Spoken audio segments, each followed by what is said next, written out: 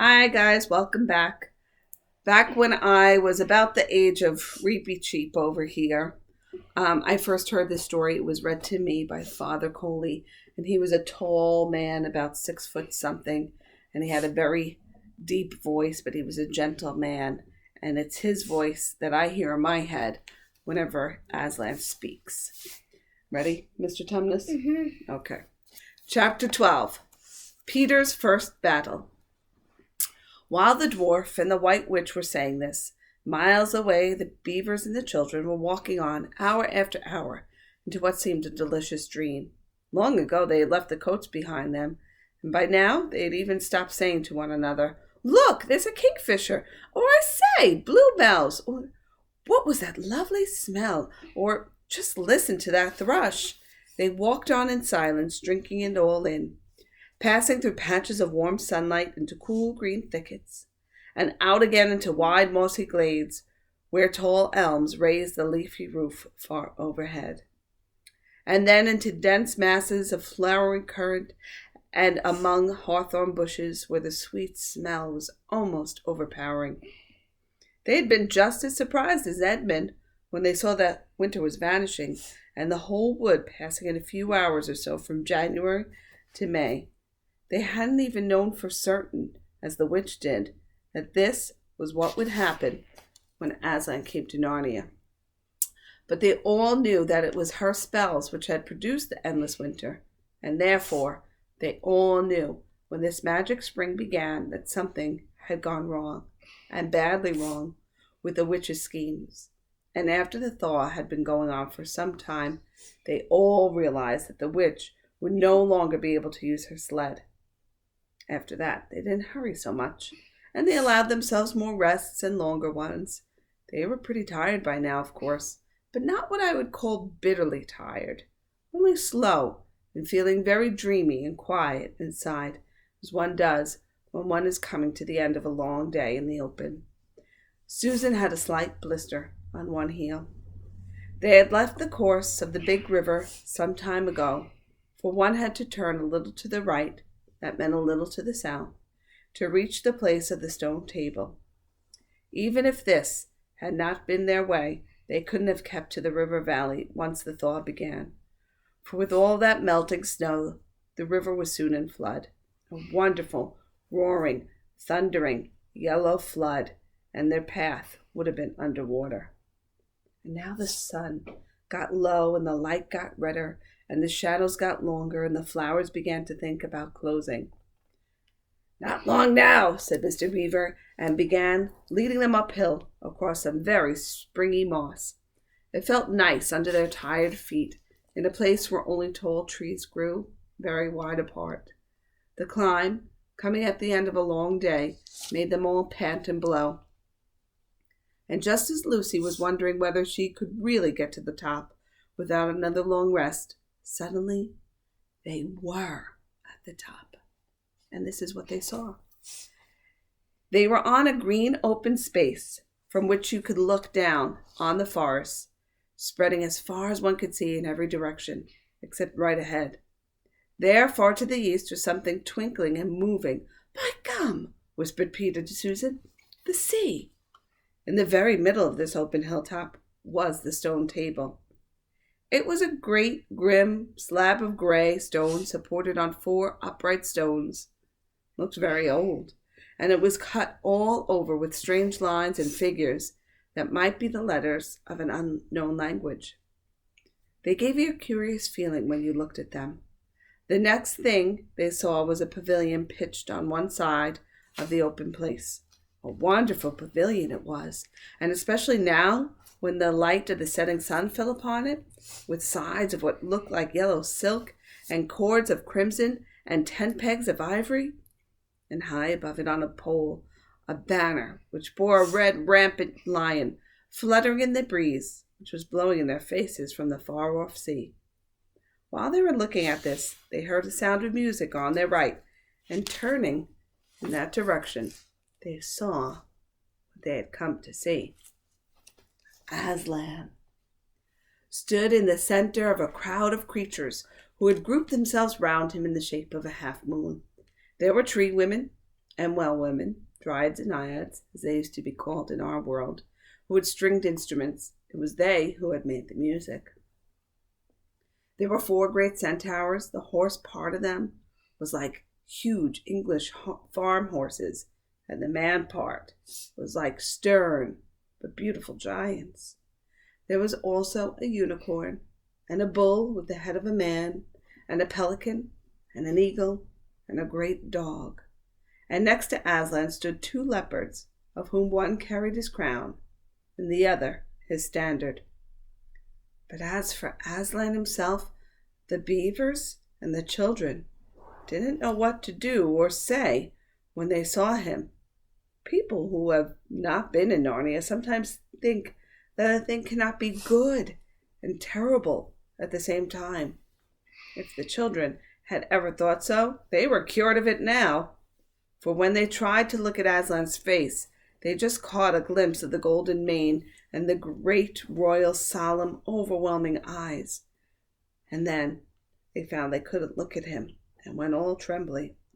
"Go on," whispered Mr. Beaver. "No," whispered Peter. "You first."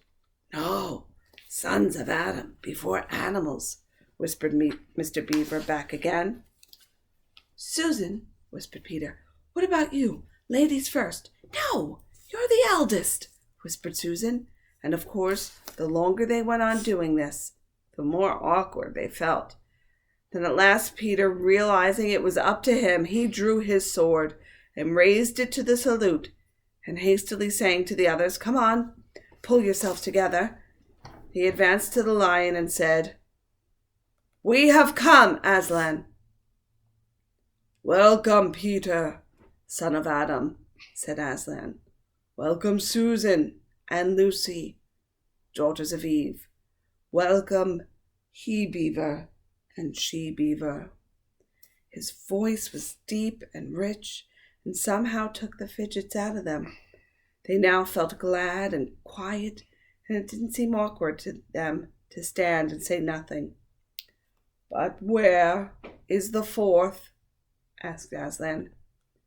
"He has tried to betray them and joined the White Witch, O Aslan," said Mr. Beaver, and then something made Peter say, "That was partly my fault, Aslan. I was angry with him, and I think that helped him to go wrong." And Aslan said nothing either to excuse Peter or to blame him, but merely stood looking at him with his great unchanging eyes, and it seemed to all of them that there was nothing to be said. "Please, Aslan," said Lucy, "can anything be done to save Edmund?" "All shall be done," said Aslan, "but it may be harder than you think." And then he was silent again for some time. Up to that moment, Lucy had been thinking how royal and strong and peaceful his face looked. Now it suddenly came into her head that it looked sad as well. But next moment, that expression was quite gone. The lion shook his mane and clapped his paws together. Terrible paws, thought Lucy, if he didn't know how to velvet them, and said, "Meanwhile, let the feast be prepared. Ladies, take these daughters of Eve to the pavilion and minister to them." When the girls had gone, Aslan laid his paw, and though it was velveted, it was very heavy, on Peter's shoulder and said, "Come, son of Adam, and I will show you a far-off sight of the castle where you are to be king." And Peter, with his sword still drawn in his hand, went with the lion to the eastern edge of the hilltop. It was a beautiful sight met their eyes. The sun was setting behind their backs. That meant that the whole country below them lay in the evening light, forest and hills and valleys, and winding away like a silver snake, the lower part of the great river. And beyond all this, miles away, was the sea, and beyond the sea, the sky, full of clouds which were just turning rose color with the reflection of the sunset. But just where the land of Narnia met the sea, in fact, at the mouth of the great river, there was something on a little hill, shining. It was shining because it was a castle, and of course the sunlight was reflected from all the windows, which looked toward Peter and the sunset. But to Peter it looked like a great star resting on the seashore. "That, O man," said Aslan, "is Cair Paravel of the 4 thrones, in one of which you must sit as king. I show it to you because you are the firstborn, and you will be high king over all the rest." And once more Peter said nothing, for at that moment a strange noise woke the silence suddenly. It was like a bugle, but richer. "It is your sister's horn," said Aslan to Peter in a low voice, so low as to be almost a purr, if it is not disrespectful to think of a lion purring. For a moment Peter did not understand.